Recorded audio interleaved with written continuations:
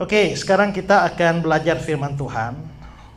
Kita hari ini belajar lanjutan tentang Yudas Iskariot. Saya sudah bahas Yudas Iskariot 2 kali. Yang pertama kita bahas Yudas Iskariot soal ketidakpercayaannya.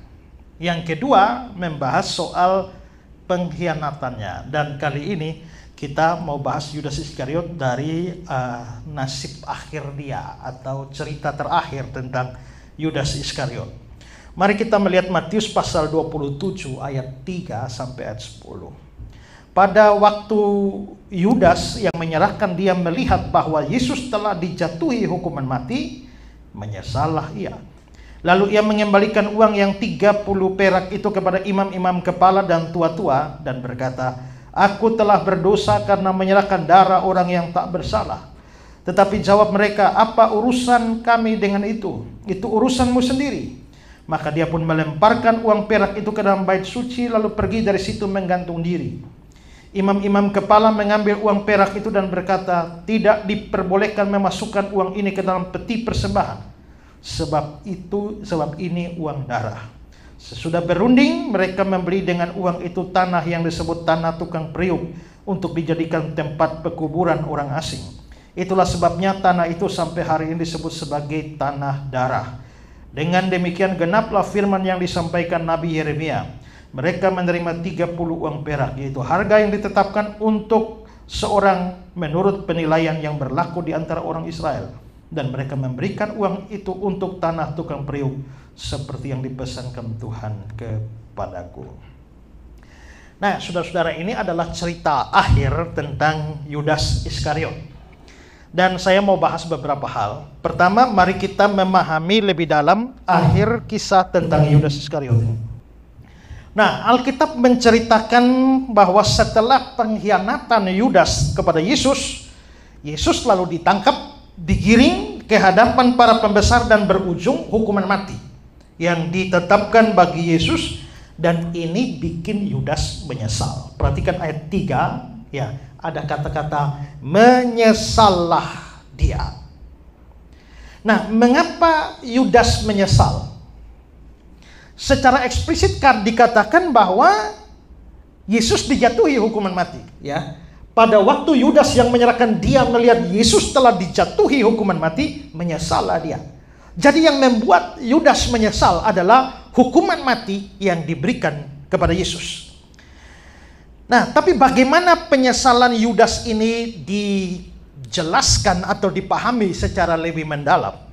Pada bagian sebelumnya saya sudah ceritakan berapa kemungkinan mengapa Yudas jual Yesus. Kemungkinan pertama karena dia memang mau cari uang, mata duitan. Atau kedua karena dia punya niatan politik sebenarnya. Sebagai seorang yang sangat nasionalis. Dia ingin mendorong Yesus untuk bisa ditangkap dan Yesus melakukan pemberontakan, lalu terjadilah sebuah revolusi besar. Nah, kalau dilihat dari dua kemungkinan itu, maka jika kita setuju dengan alasan politis, Yudas sebenarnya tidak tertarik kepada uang. Dia memang sengaja menjual Yesus supaya Yesus diperhadapkan pada para penguasa, termasuk Roma, dan Yesus pasti memberontak. Yesus melawan, waktu Yesus melawan terjadilah revolusi. Sehingga Romawi digulingkan. Nah, kalau kita setuju dengan penafsiran itu, maka di sini kita bisa lihat bahwa Yudas akhirnya menyesal. Tujuannya seperti itu, motifnya seperti itu, tapi begitu Yesus dihukum mati, dia menyesal. Kenapa? Kata-kata Barclay bilang begini, dia bermaksud menjadikan Yesus sebagai seorang penakluk, namun dia malah mendorongnya ke salib, sehingga Yudas melihat hidupnya hancur berantakan. Dia mau mendorong Yesus itu menjadi seorang penakluk yang menaklukkan Roma. Karena Yesus tidak mungkin membiarkan dirinya ditangkap dan dihukum mati. Dia pasti melawan. Maka Romawi digulingkan, maka Yesus akan menjadi seorang penakluk atau pemenang.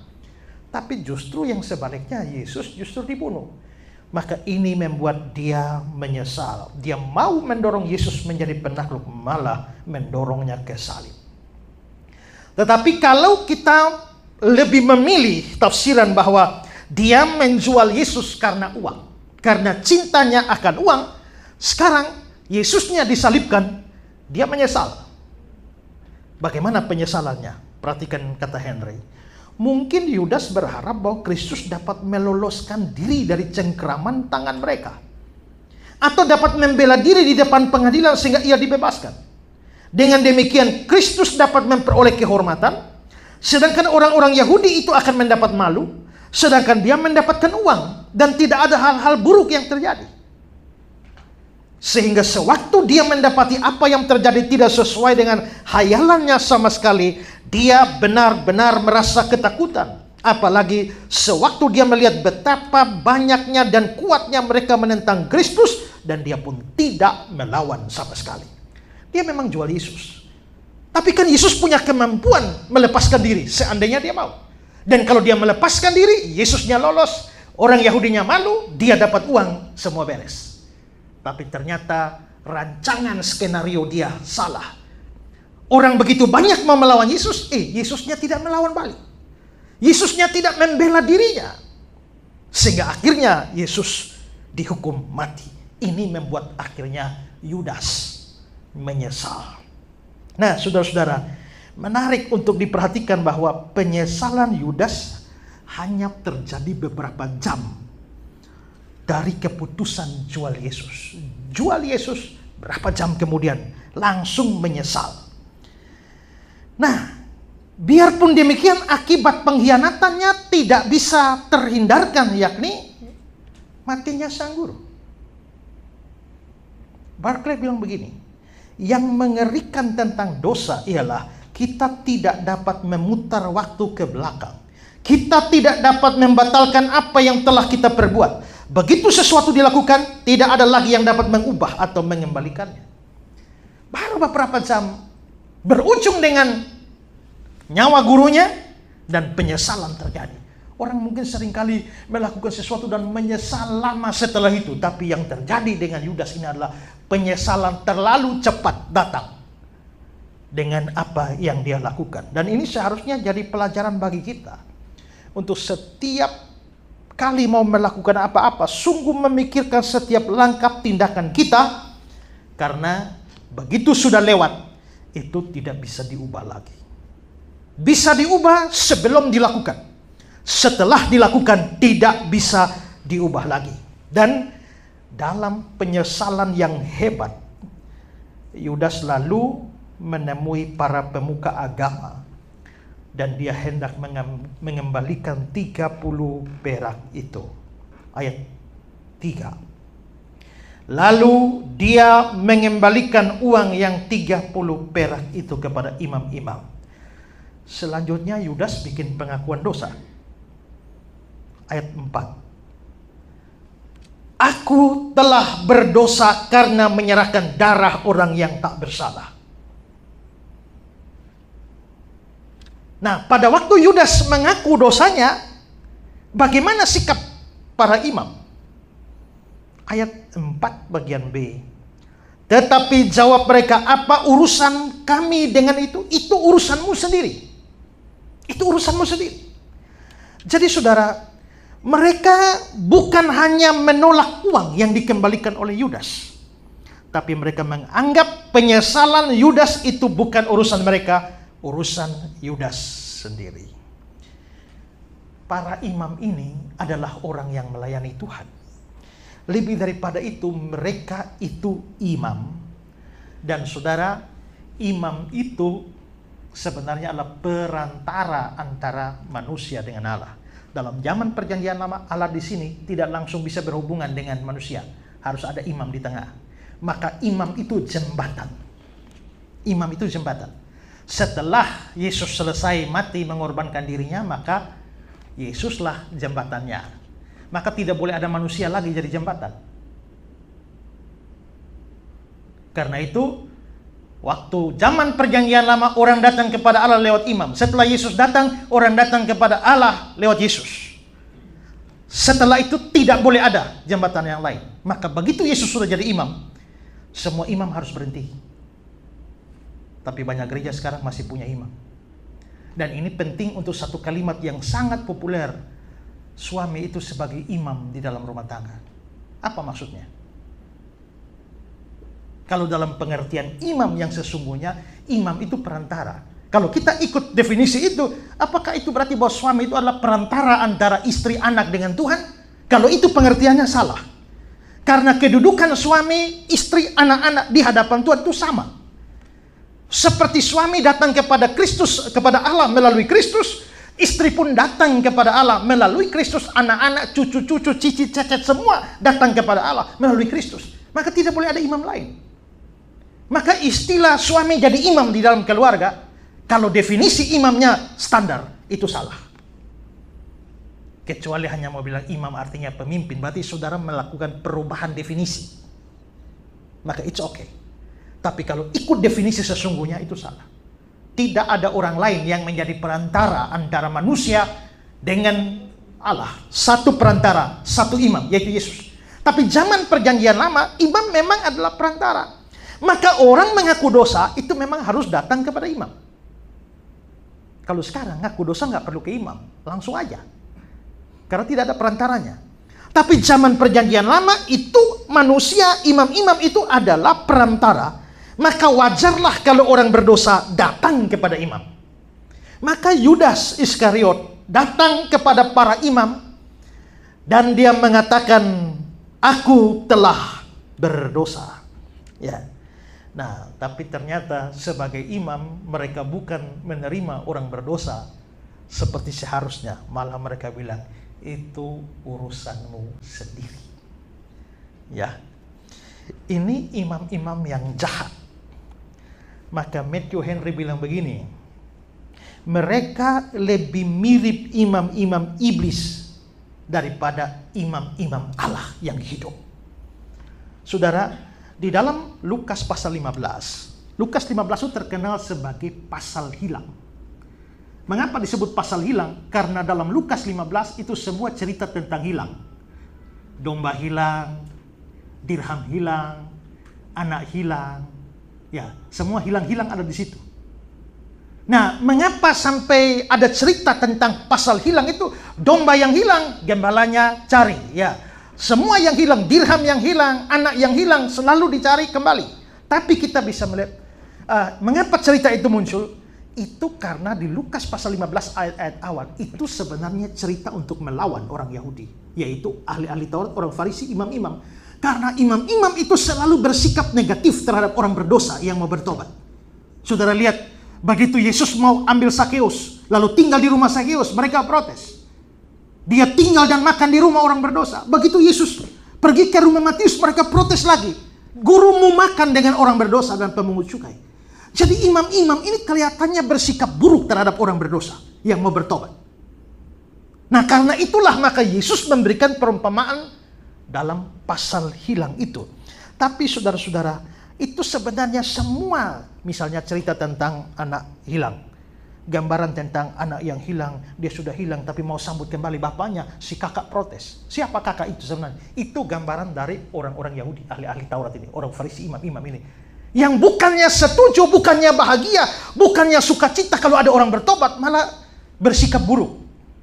Tapi saudara-saudara, dalam kisah Yudas ini, mereka lebih buruk lagi daripada gambaran dalam cerita anak yang hilang. Perhatikan kata Henry.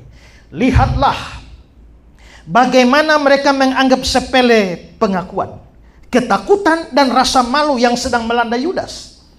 Tidak seorang pun yang mereka sambut sehangat menyambut Yudas saat ia datang kepada mereka sambil berkata, apa yang hendak kau berikan kepadaku supaya aku menyerahkan dia padamu? Itu pasti mereka menerima Yudas seperti tuan besar. Waktu itu mereka tidak menjawab, apa urusan kami dengan itu?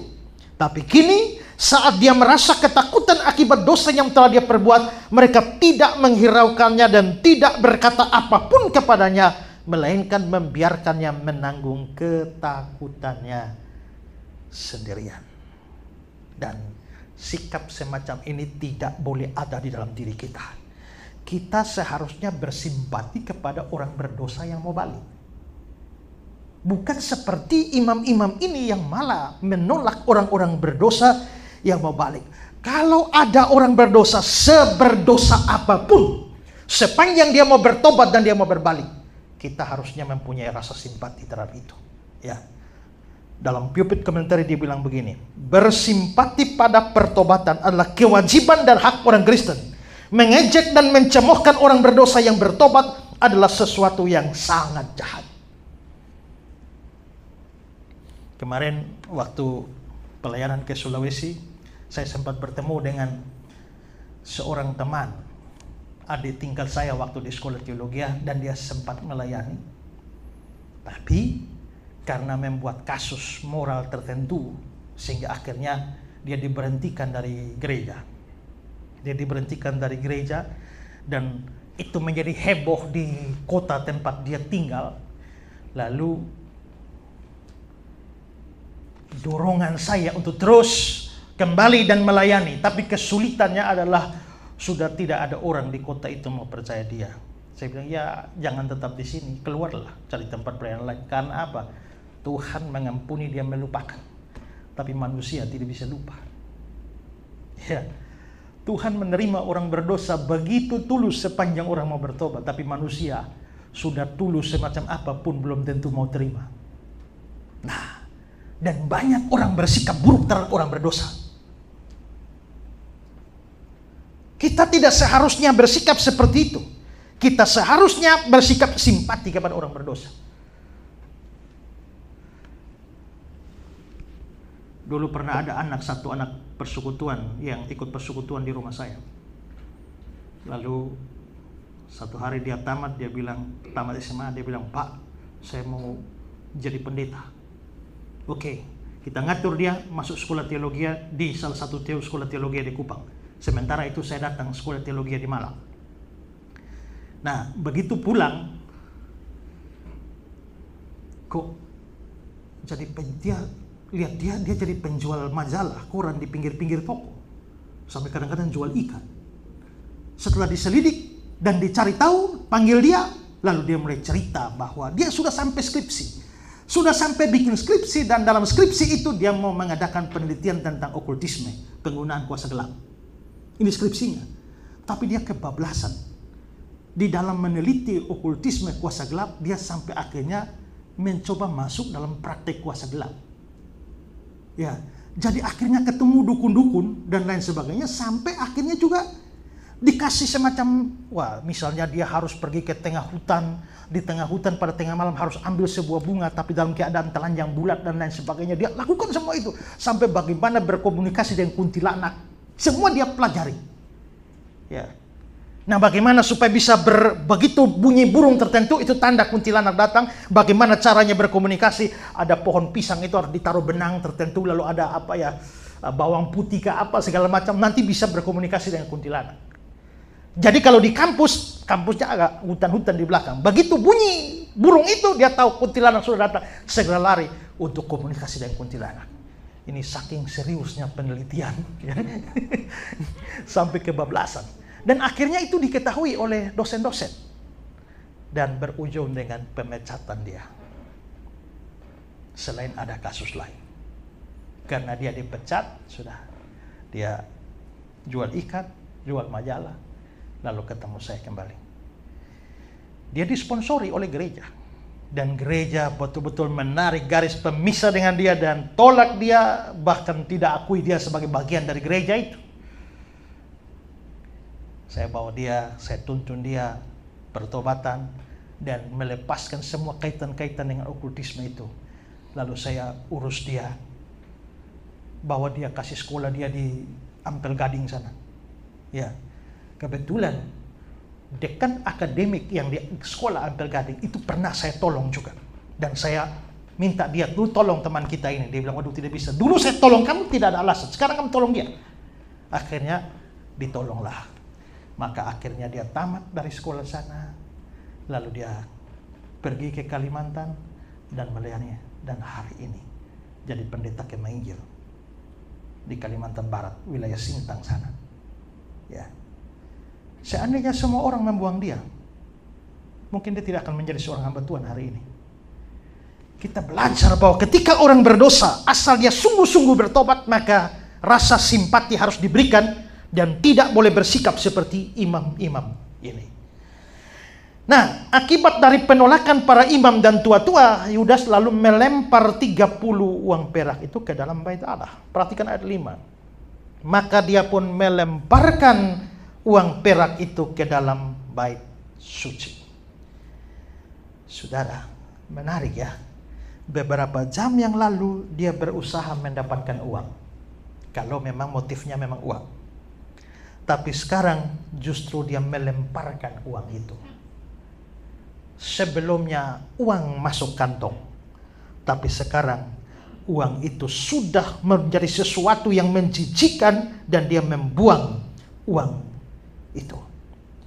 Henry bilang, lihatlah bagaimana uang berubah menjadi racun bila dosa mencemarinya. Begitu dosa mencemarinya, uang yang harusnya berkat itu bisa jadi racun. Lalu bagaimana sikap imam-imam terhadap uang yang dilemparkan Yudas? Ayat 6. Imam-imam kepala mengambil uang perak itu dan berkata, tidak diperbolehkan memasukkan uang ini ke dalam peti persembahan, sebab uang ini adalah uang darah. Kenapa mereka ngomong gitu? Karena memang ada peraturan. Peraturan itu persembahan yang diberikan di kotak persembahan itu tidak boleh uang hasil dosa. Dan itu diatur dalam hukum Taurat. Ulangan 23 ayat 18. Jangan kau bawa upah sundal atau uang semburit ke dalam rumah Tuhan Allahmu untuk mentaati salah satu nasar, sebab keduanya adalah kekejian bagi Tuhan Allahmu. Uang sundal, upah sundal atau uang semburit itu hanya contoh dari uang hasil dosa. Uang hasil dosa tidak boleh ditaruh di dalam persembahan. Ya, ini perlu diperhatikan ya. Jemaat tidak boleh memberikan persembahan kepada Tuhan dari hasil dosa. Ya. Seperti uang korupsi, uang hasil curian, uang hasil tipu orang. Ya. Jangan memasukkan di dalam persembahan. Karena Tuhan bukan hanya tidak terima, tapi itu sesuatu kekejian bagi Tuhan. Ya. Dan gereja juga tidak boleh rakus uang. Sehingga menerima seadanya persembahan, seandainya tahu bahwa persembahan itu hasil dosa. Saya dulu waktu mahasiswa, kira-kira tingkat 1, 2, tahun 1995-96, saya dapat tugas pelayanan di ini loh, Bangunsari, Demak nih, Surabaya sini, yang waktu itu kompleks pelacurannya masih ada. Ya, besar sekali. Ada gereja satu di situ, dan saya masuk di situ. Nah, lalu pendetanya mewajibkan kami untuk harus menginjili pelacur. Singkat cerita, satu pelacur bertobat. Satu pelacur mau terima Yesus. Mau terima Yesus, tapi dia bilang begini, Pak, minta maaf biarpun saya sudah percaya Yesus, tapi belum bisa berhenti melacur. Kenapa? Kan saya melacur ini demi kepentingan mama sama anak-anak saya di kampung. Mereka hidupnya bergantung kerjanya saya. Jadi mohon maaf, biarpun sudah terima Yesus, tapi tetap melacur. Jadi dia di rumah, jadi dia jadi jemaat, tapi tetap melacur. Nah kalau kunjungan jemaat, kita kan hamba Tuhan sering berkunjung ke rumah jemaat. Nah kunjung dia di mana? Yaitu di rumah pelacuran itu. Di ruang tamunya dia. Tapi waktu kita sama-sama kunjung lagi buka Alkitab, bahas Alkitab, tiba-tiba ada tamu mau pakai dia bilang, Pak maaf ya mau kerja.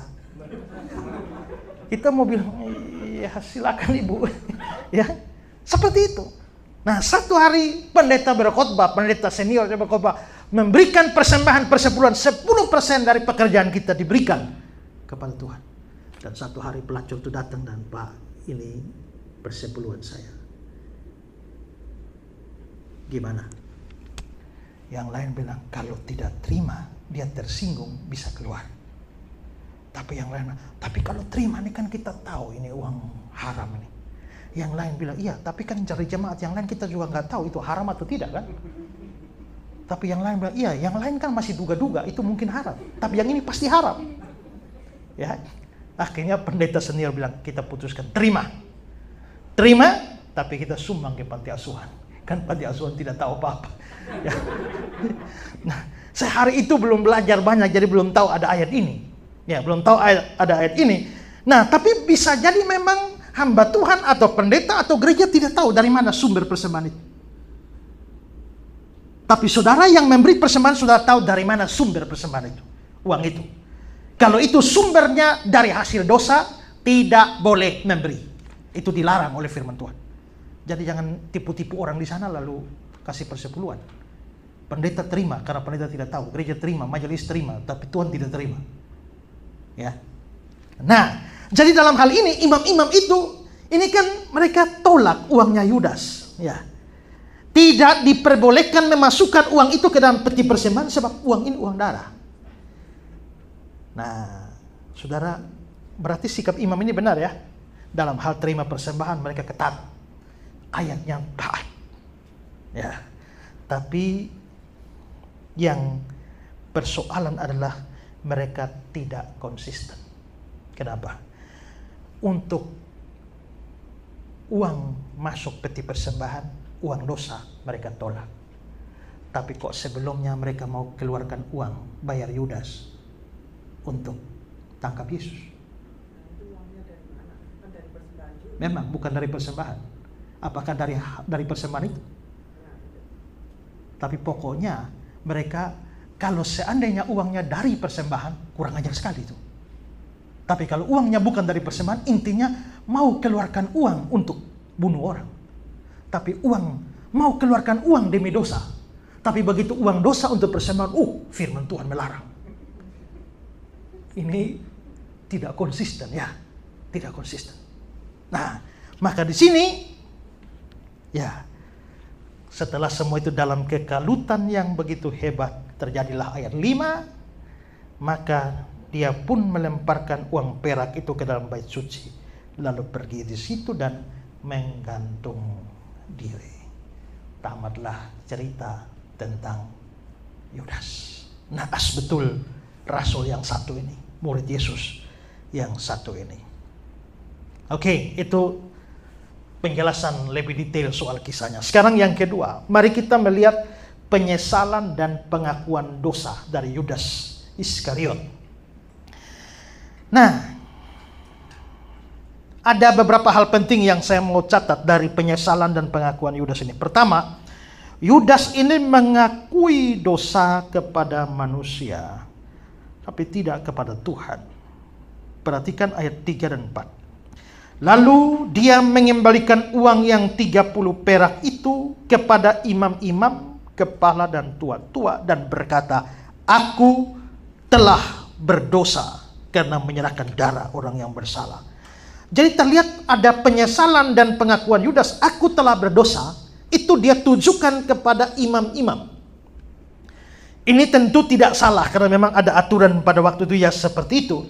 Tapi persoalannya adalah pengakuan berdosa itu hanya disampaikan pada para imam, tapi tidak kepada Tuhan atau tidak kepada Allah. Seperti kata Henry, dia mengakui kesalahannya, namun bukan kepada Allah.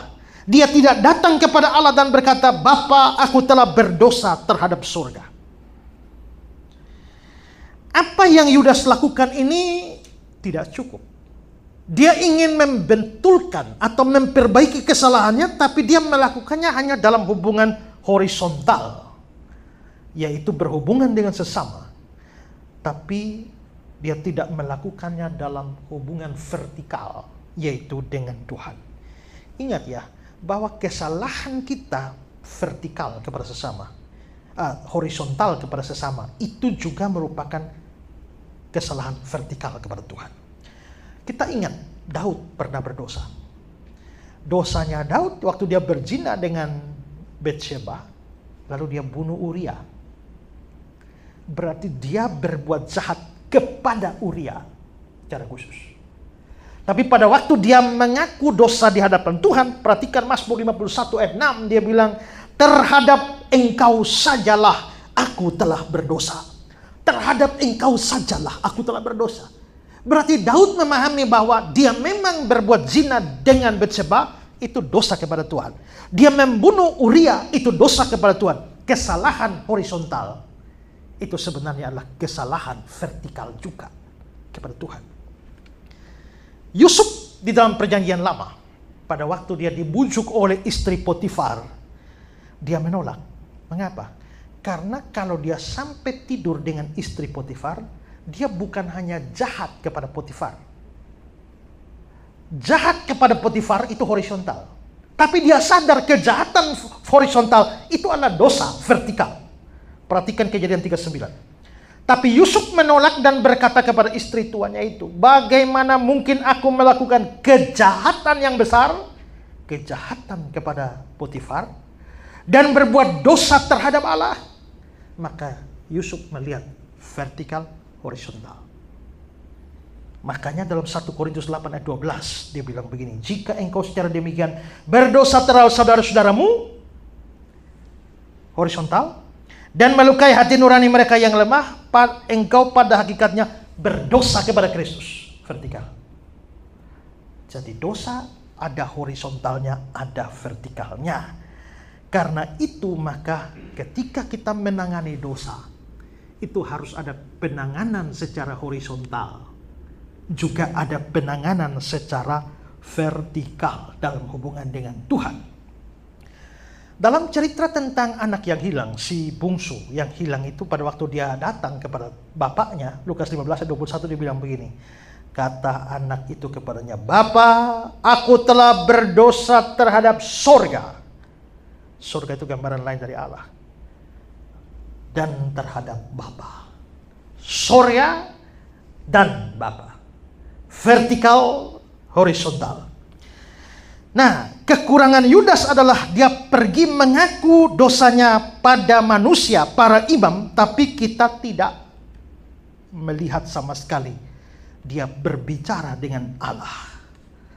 Seandainya dia mengaku dosa langsung pada Allah, tidak mungkin Allah bilang apa urusanku dengan itu.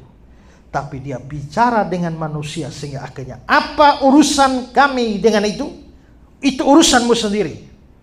Sedangkan janji firman Tuhan dalam 1 Yohanes 1 ayat 9. Jika kita mengaku dosa kita, maka ia adalah setia dan adil.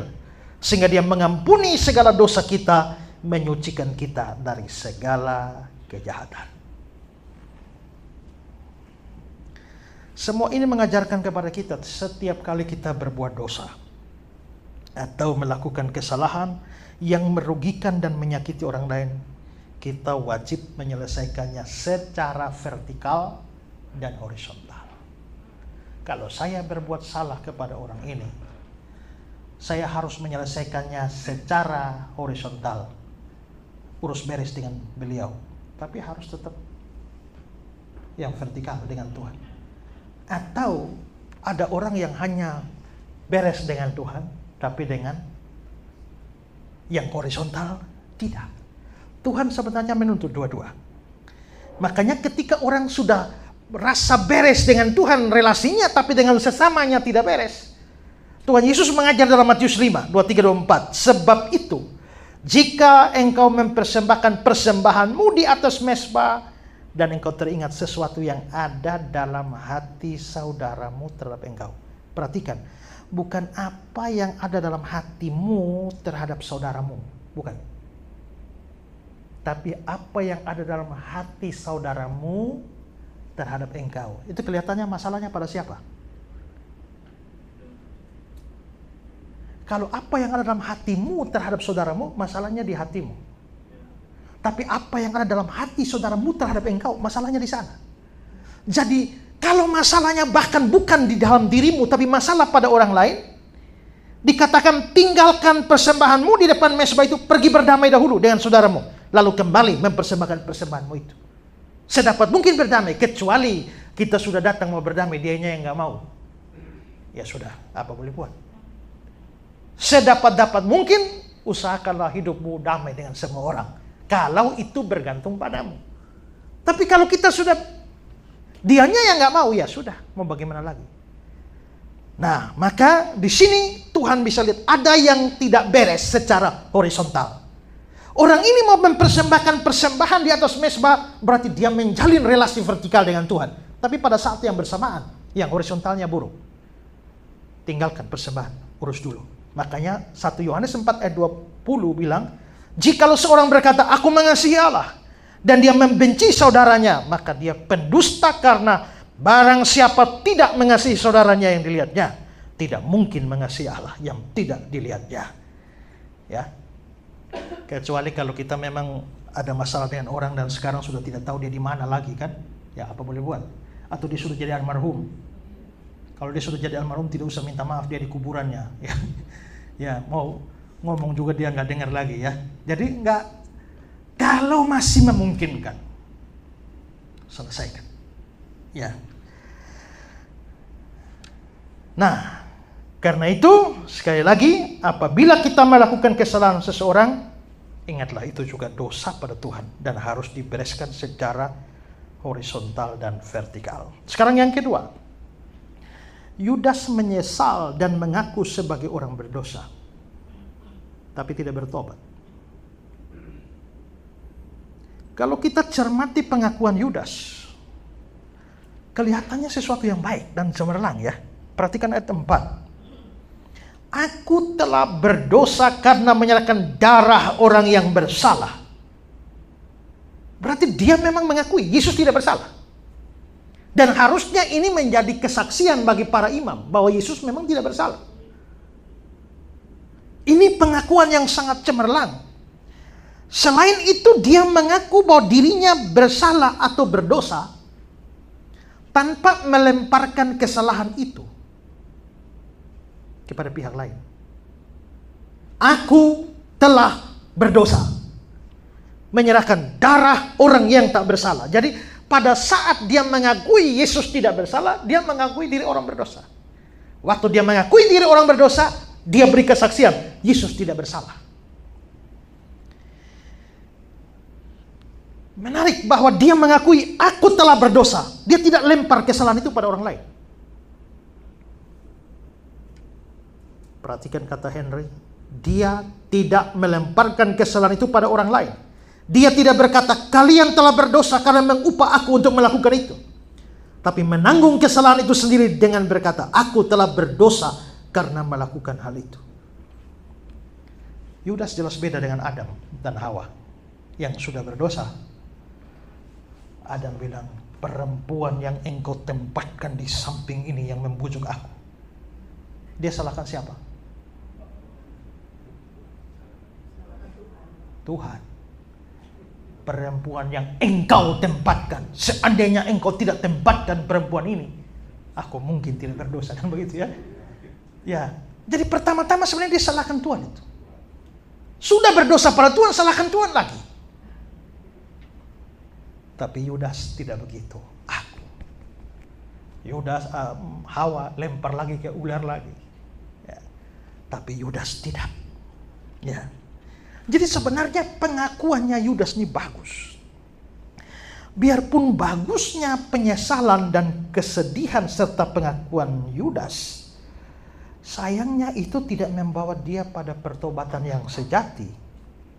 Malah membawa dia pada kebinasaan dengan gantung diri. Ini menunjukkan bahwa kesedihan dan penyesalan Yudas tidak sesuai dengan kehendak Allah. Karena kesedihan dan penyesalan yang sesuai kehendak Allah pasti menuntun orang pada pertobatan dan penghiburan. Perhatikan 2 Korintus 7 ayat 10. Sebab duka cita menurut kehendak Allah menghasilkan pertobatan dan membawa pada keselamatan. Dan yang tidak akan disesalkan, tapi duka cita dari dunia ini menghasilkan kematian. Dari ayat ini, kok bisa duka citanya Yudas malah bawa kematian dan kebinasaan? Kalau begitu duka cita dan kesedihannya tidak sesuai kehendak Tuhan. Duka cita menurut kehendak Tuhan pasti menghasilkan pertobatan dan keselamatan. Matius 5 ayat 4, berbahagialah orang yang berduka cita karena mereka akan dihibur. Konteksnya berduka cita ini bukan berduka cita karena uang hilang ya atau suami mati, bukan. Ini duka cita karena dosa. Jadi orang berdosa yang berduka cita, berbahagialah karena mereka akan dihibur. Nah, Yudas menyesal. Yudas mengaku diri sebagai orang berdosa. Tapi kok ujungnya kebinasaan? Yudas menyesal dan mengaku dosa.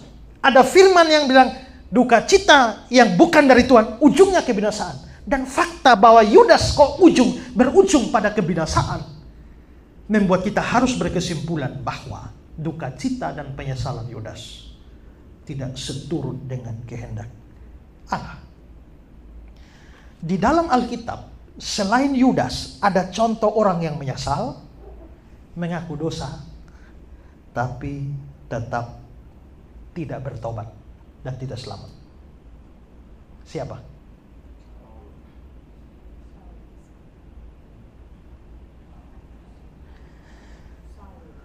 Ya, siapa lagi? Mari kita lihat Bapak kita yang satu ini.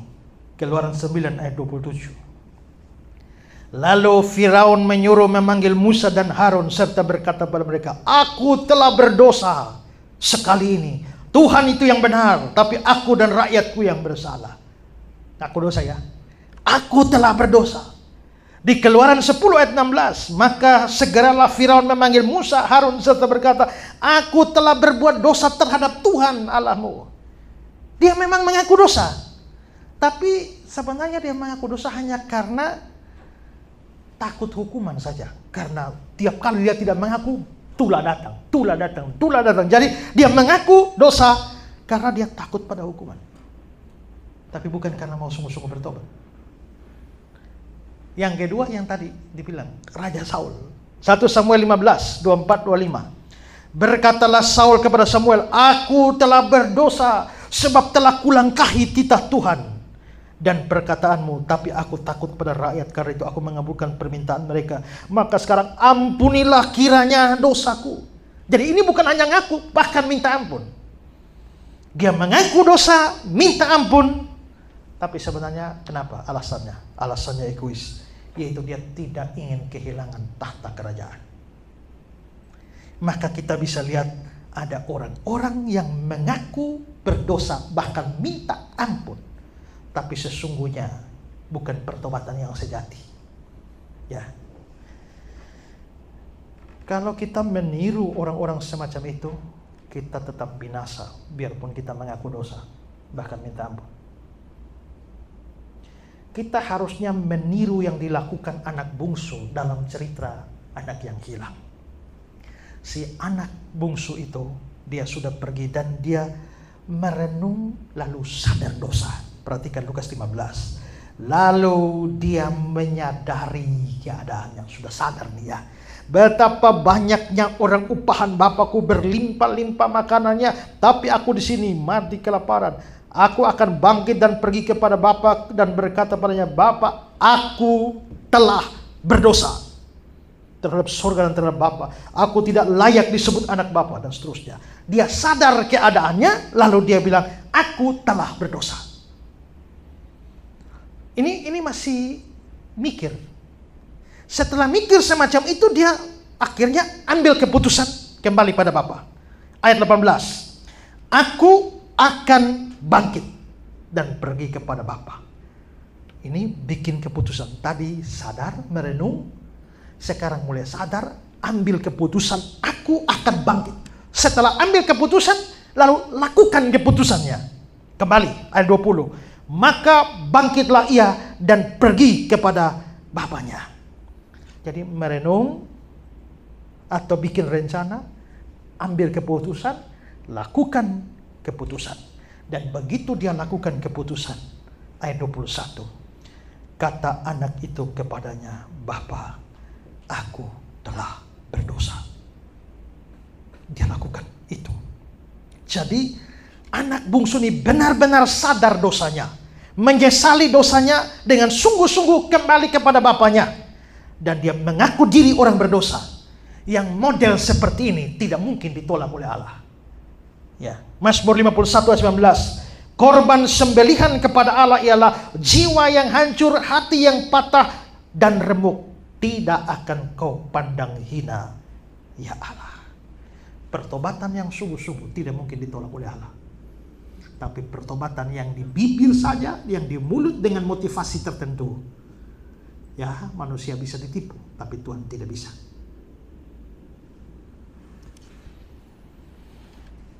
Sekarang yang ketiga. Yudas menyesal dan mengakui dosa, tapi lantas putus asa. Ya. Bahwa pada akhirnya dia memilih untuk membunuh diri. Itu menunjukkan keputusasaannya. Kelihatannya Yudas begitu tertekan dengan dosanya. Dia merasa bersalah dan dia merasa dosanya terlalu besar untuk diampuni, dan karena itu dia memilih jalan bunuh diri. Inilah bahaya keputusasaan kalau sudah menguasai pikiran dan perasaan seseorang. Tapi orang tersebut tidak memahami betapa besarnya dan dalamnya dan luasnya pengampunan Allah. Seandainya Yudas memahami betapa besarnya, betapa luasnya, betapa dalamnya, betapa lebarnya kasih Allah, saya yakin dia tidak akan bunuh diri. Ingat, dosa Yudas tidak lebih besar dari dosa Petrus. Karena satu jual Yesus, satu menyangkal Yesus. Saya nggak tahu mana lebih besar, tapi rasa-rasanya ya, dosa Yudas tidak jauh lebih besar dari dosa Petrus. Tapi Yudas yang sudah diakui, dikuasai keputusasaan, dia tidak lagi sempat memikirkan betapa dalamnya, besarnya, luasnya, lebarnya kasih Kristus, sehingga akhirnya dia pergi membunuh diri. Ya, ingatlah, sebesar apapun dosa kita, bahkan lebih parah dari Yudas sekalipun, ya, kalau kita sadar Tuhan begitu hebat kasihnya. Ada seorang yang diinjili oleh temannya. Dia seorang yang berdosa. Lalu temannya ini mendorong dia untuk datang kepada Kristus. Tapi dia bilang, kamu tidak tahu orang berdosa macam apa aku ini. Kamu tidak tahu. Tapi teman penginjilnya bilang, memang saya tidak tahu orang berdosa macam apakah kamu. Tapi kamu juga tidak tahu juru selamat macam apakah dia itu. Di dalam Yesaya pasal 1 dia bilang, sekalipun dosamu merah seperti kirmisi, akan menjadi putih seperti salju. Sekalipun berwarna merah seperti kain kesumba, akan menjadi putih seperti bulu domba. Konteks dari kitab Yesaya. Yesaya itu dipakai Tuhan untuk menegur penyembahan berhala yang dilakukan oleh bangsanya. Yesaya sudah kasih tegur, kalau tidak nanti hancur semua. Seluruh bangsa Israel akan hancur dengan baik Allahnya sekalian, kota Yerusalem hancur. Nah, maka teguran diberikan, dosanya apa? Dosanya penyembahan berhala yang begitu menjijikan. Tapi dengan penyembahan berhala semacam itu, Yesaya masih memberitakan firman Tuhan, sekalipun dosamu merah seperti kirmisi. Dosa penyembahan berhala itu dosa paling besar. Makanya dalam 10 hukum, nomor 1 dan 2 itu penyembahan berhala. Jangan ada padamu Allah lain di hadapanku, nomor 1. Jangan membuat bagimu patung yang menyerupai apapun di kolong langit itu disembah. Nomor 1, nomor 2 itu penyembahan berhala. Itu dosa ranking 1 dan ranking 2. Dengan jangan membunuh itu di bagian belakang. Tapi bahwa ditempatkannya itu nomor 1 dan nomor 2 itu dosa serius. Di dalam perjanjian lama dosa paling serius itu penyembahan berhala. Tapi dosa paling serius penyembahan berhala saja masih ada janji. Sekalipun dosamu merah seperti kirmisi, akan putih seperti salju. Maka tidak ada dosa terlalu besar yang membuat Tuhan tidak bisa mengampuni. Ya. Ada teman yang pernah terpuruk dalam hal semacam itu. Saya sudah kasih ayat ini juga, dia bilang, ini nih bukan hanya merah seperti kirmisi, ya, tapi sudah merah, saking merah sudah hitam nih. Ya. Lalu saya bilang, keraguan seseorang bahwa Tuhan akan mengampuninya itu sama seperti keraguan seekor ikan. Jangan sampai air laut habis karena tiap hari dia minum. Bisakah ikan minum air laut sampai habis? Itu seperti keraguan seekor burung, jangan-jangan udara habis, oksigen habis karena tiap hari dia hidup. Bisakah burung menghabiskan oksigen? Seperti ikan tidak bisa menghabiskan air laut, burung menghabiskan oksigen. Demikianlah dosa kita tidak bisa menghabiskan anugerah dan pengampunan Allah. Ya. Yesaya 44 ayat 22. Aku telah menghapus segala dosa pemberontakanmu seperti kabut diterbangkan angin dan segala dosa seperti awan yang tertiup. Kembalilah padaku sebab aku telah menebus engkau.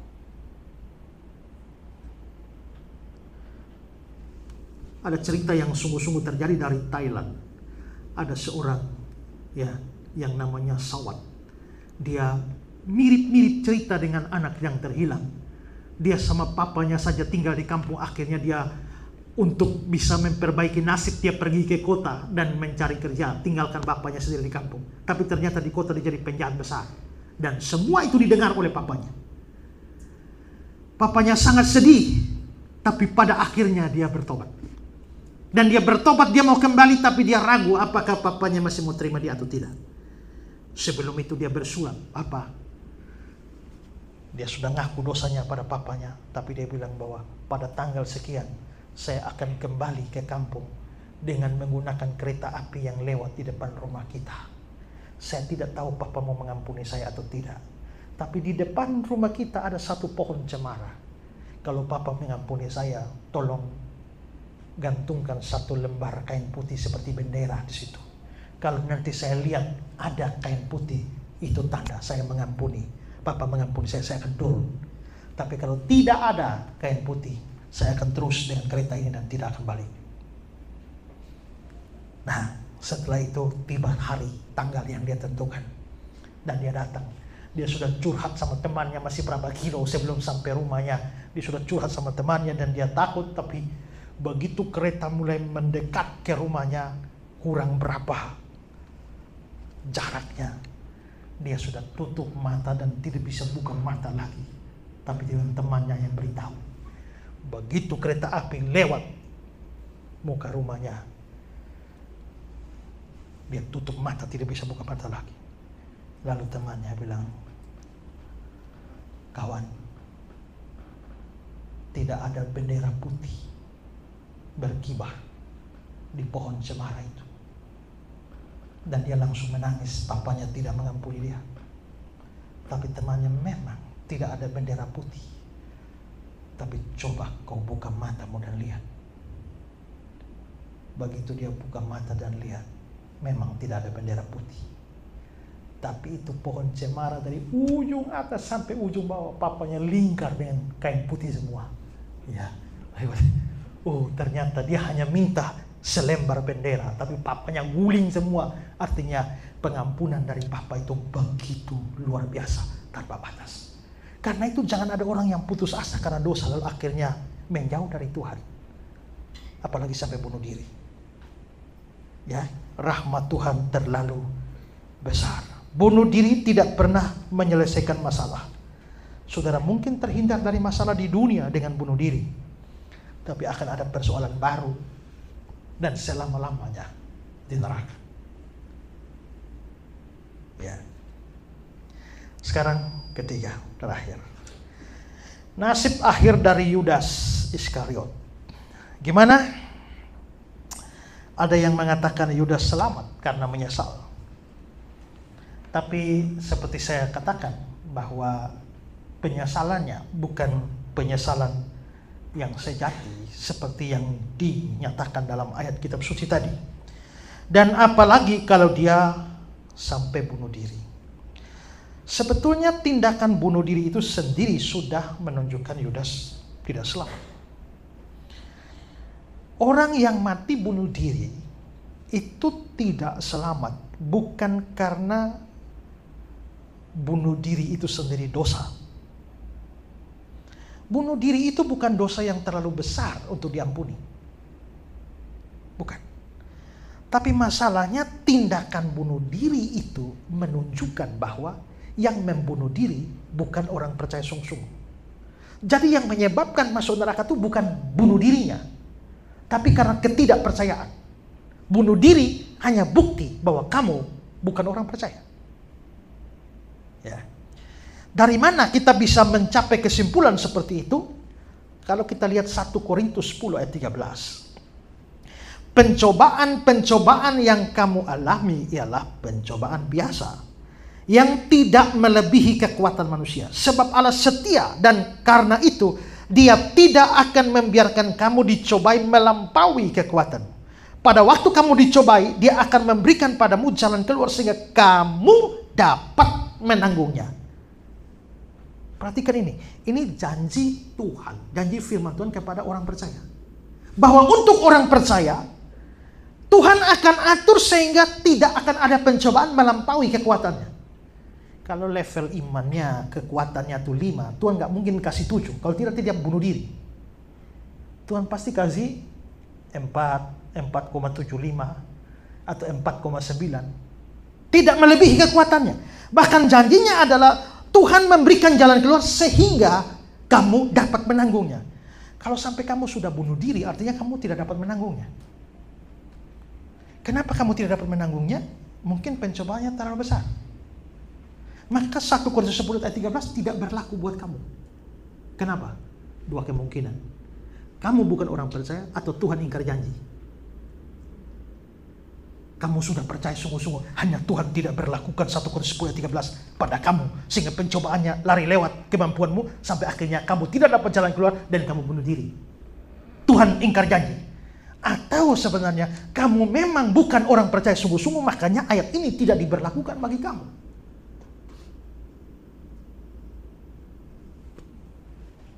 Kemungkinan terakhir jelas lebih memungkinkan. Ya. Jadi seandainya Yudas tidak bunuh diri, mungkin ceritanya lain. Tapi dengan dia bunuh diri, itu menunjukkan bahwa dia tidak diselamatkan. Ya. Ada sejumlah ayat lain yang menunjukkan bahwa Yudas tidak selamat. Kisah 1 ayat 25, untuk menerima, ini kan dalam pembicaraan tentang pengganti Yudas. Jadi mereka cari orang lain untuk ganti Yudas untuk menerima jabatan pelayanan, yaitu kerasulan yang ditinggalkan Yudas yang telah jatuh ke tempat yang wajar baginya. Ya, to go to where he belongs. Pergi ke tempat yang cocok baginya. Walaupun tidak ada kata neraka di situ, tapi pasti yang dimaksudkannya di sana. Lalu Yohanes 17 ayat 12. Selama aku bersama mereka, aku memelihara mereka dalam namamu, yaitu namamu yang telah engkau berikan padaku. Aku telah menjaga mereka dan tidak ada seorang pun daripada mereka yang binasa, selain daripada dia yang ditentukan untuk binasa. Nah, ini memang ayat yang agak mengganggu, tapi terjemahan harfiahnya selain daripada dia yang ditentukan binasa, itu bukan terjemahan harfiah. Terjemahan harfiahnya adalah tidak ada seorang pun dari mereka yang binasa selain dari anak kebinasaan itu. Ya, jadi bukan kata ditentukan, tapi anak, the son of perdition, anak kebinasaan. Ya. Lalu Matius 26-24, anak manusia memang akan pergi sesuai yang ada tertulis tentang dia, akan tetapi celakalah orang yang olehnya anak manusia diserahkan. Adalah lebih baik bagi orang itu sekiranya dia tidak dilahirkan. Yesus bilang Yudas itu lebih baik dia tidak lahir. Kalau sampai Yudas sampai lahir, itu sesuatu yang tidak baik. Lebih baik kalau dia tidak dilahirkan. Kalau sampai Yudas masuk surga, menurut saya Yesus nggak akan keluarkan kata-kata begini dong. Bahwa Yesus mengeluarkan kata-kata begini, secara implisit memang Yudas tidak selamat. Tapi mengapa Yudas tidak selamat? Bukan karena dia jual Yesus. Bukan.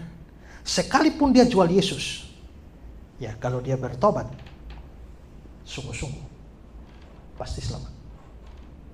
Ingat, salahnya tidak lebih hebat dari Petrus. Lalu mengapa dia tidak selamat? Karena dia bukan orang percaya. Itu kita sudah bahas part 1. Dia memang bukan orang percaya. Karena itu sebagaimana juga sudah dijelaskan, dia hanya menyesal. Tapi penyesalan tidak membawa dia pada pertobatan yang sejati. Jadi Yudas tidak selamat bukan karena dosanya terlalu besar. Tidak ada dosa yang terlalu besar sehingga tidak dapat dibersihkan. tidak dapat diampuni dengan darah Kristus. Dia tidak selamat karena dia betul-betul tidak beriman. Riwayat Yudas Iskariot itu peringatan bagi kita. Yudas adalah contoh orang yang ikut Yesus secara lahiriah, atau orang yang mempunyai iman hanya di akal saja. Kalau saudara seperti itu, jangan harap selamat. Tidak peduli berapa lama jadi orang Kristen, tidak peduli berapa tinggi jabatan di dalam agama, Yudas ini rasul. Saya selalu menggunakan ini contoh. Rasul saja ada yang masuk neraka. Kalau rasul bisa masuk neraka, pendeta bisa.